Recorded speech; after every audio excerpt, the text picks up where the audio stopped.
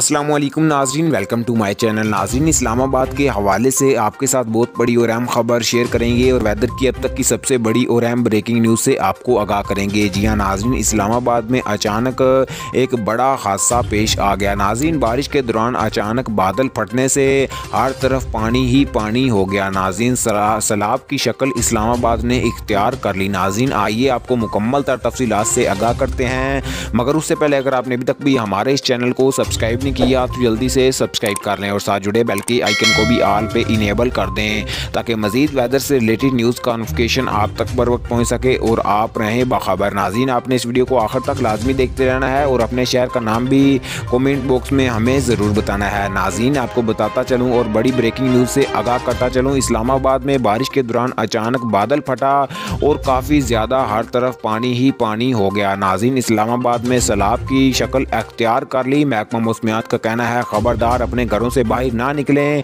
बारिशें मज़ीद तेज़ और तूफ़ानी आएंगी।